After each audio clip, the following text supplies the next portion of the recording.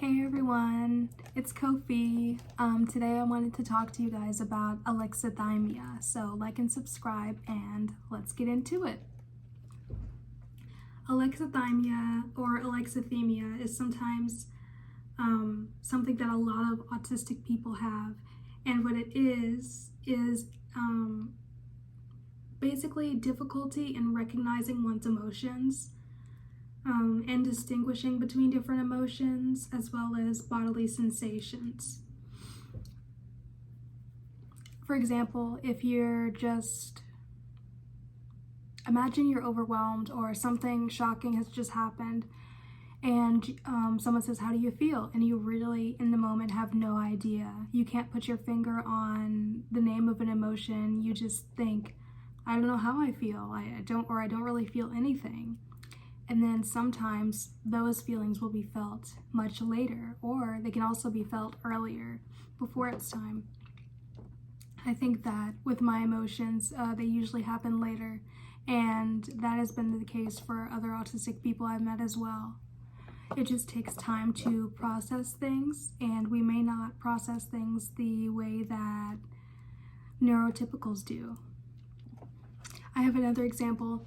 When someone in my family, someone very important to me, passed away, I did not feel anything about that subject for a long time.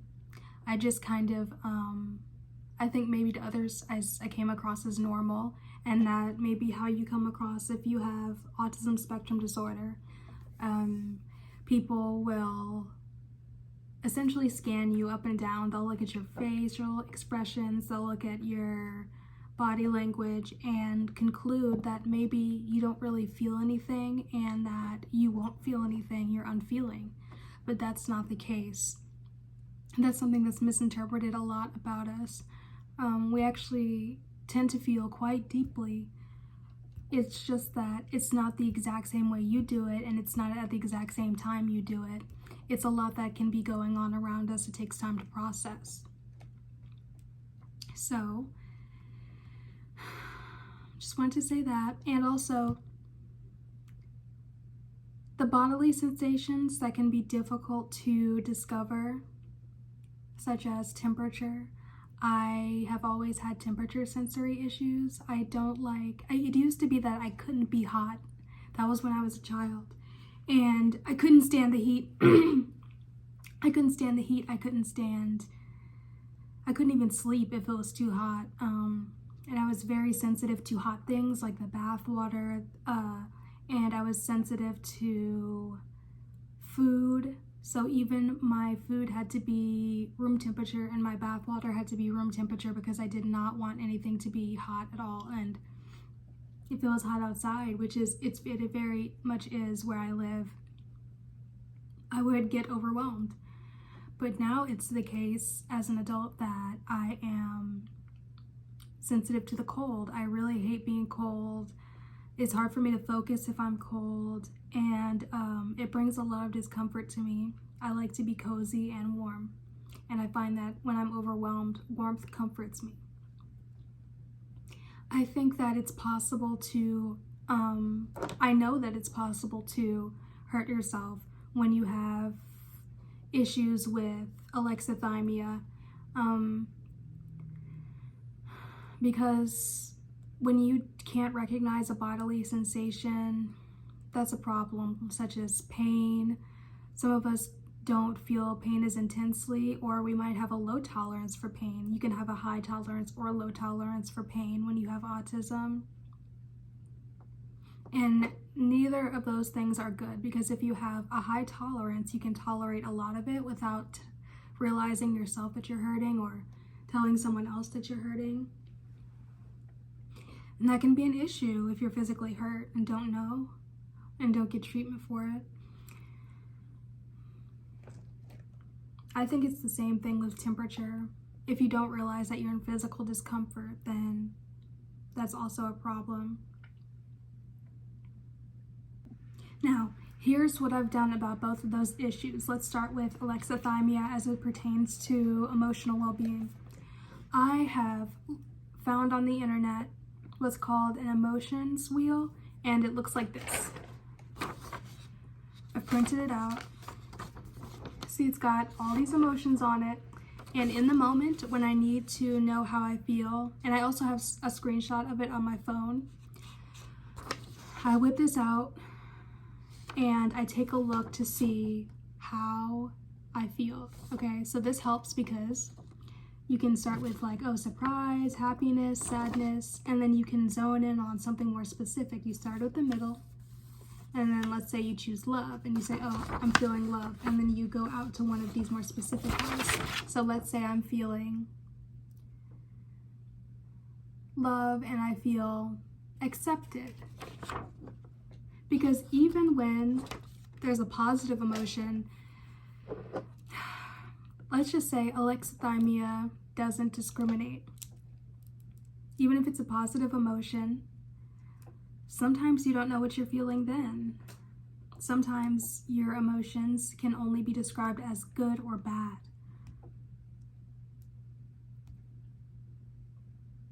You can also do this with physical bodily sensations, because if you look up a bodily sensations chart, you can do the same thing that I just did with the emotions wheel for your sensations. That one may be a little tougher if you really can't feel anything.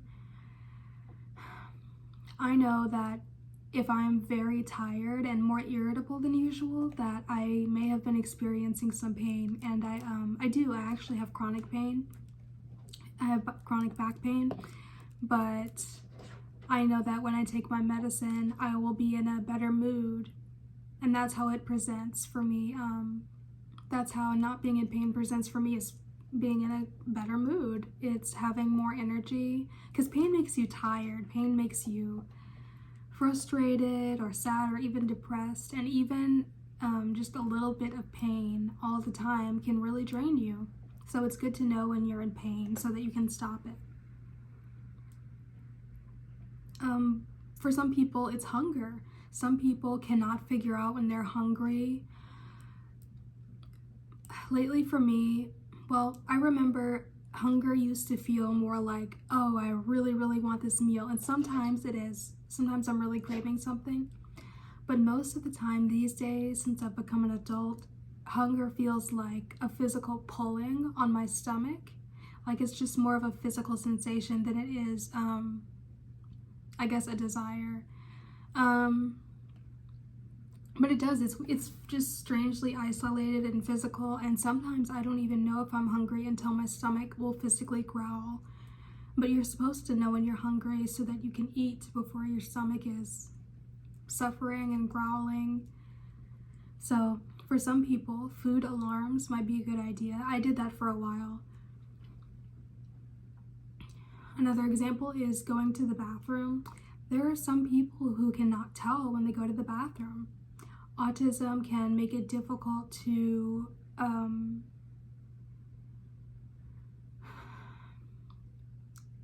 I don't want to say feel that sensation, because you do feel it when you have to go to the bathroom. It's just that, well, some people don't feel it until it's much later, or until it's too late.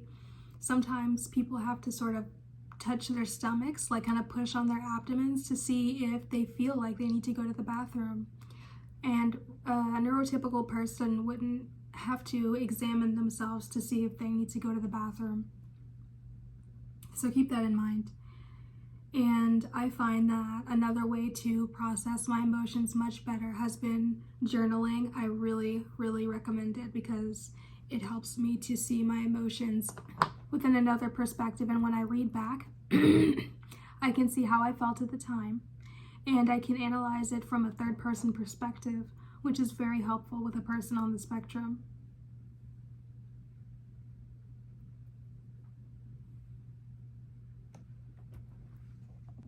Things with alexithymia can get rather complex, because it can affect your personal relationships. Say your partner or someone close to you, like a parent, you're talking to them and you guys have an argument and they can't understand why you're so calm in the moment, but it's actually because you're still processing things, and you need to communicate how you actually feel in that moment so that you can set boundaries and understand each other. But it can get a little more complex, or a lot more complex, if you have other layers on top of that. For example, I'm a Black person, I'm an autistic Black person, and I'm an autistic Black woman. So if I'm talking to someone and they think that I'm being rude to them, then that's often a misunderstanding, because they may assume that, oh, she doesn't seem open enough. Like, I think that she's kind of mad at me, and there is some misogynoir underneath that misunderstanding. So I think that as Black women and as women, we're expected to be more open and super friendly and bubbly and smiley all the time. But that's really just not how I am. And to be honest, it would be a waste of energy and all of our times if I pretended that I was. So just be yourself. At the end of the day, you don't have to emote, or you don't have to process your emotions the exact same way everybody else does. You can really just be yourself and take time to yourself to figure out how you feel. Sometimes I don't realize how I feel until I'm alone to think about things, because you can misunderstand someone else's emotions for your own when you're around them. So try to remove your proximity try to widen the distance between you and the other person, so that you are not just experiencing that person's emotions and can't experience your own. When it comes to alexithymia and physical sensations, such as temperature, I recommend a thermometer for your bath water, for your shower water, for heck, maybe even your food, if you would like that. Some people are very sensitive to temperature when it comes to food. I think that other physical sensation problems, such as going to the bathroom or feeling hunger or pain, I think that setting timers to make sure that you're not one of those things can really help. Just set aside a little time, even just take 30 seconds out of your day to check on yourself and say, how do I feel in my body? Genuinely, really think about each part of your body. Focus on your neck, your shoulders, and your legs and your arms, and try to figure out where you're holding tension, because as autistic people, we hold a lot of tension in our bodies.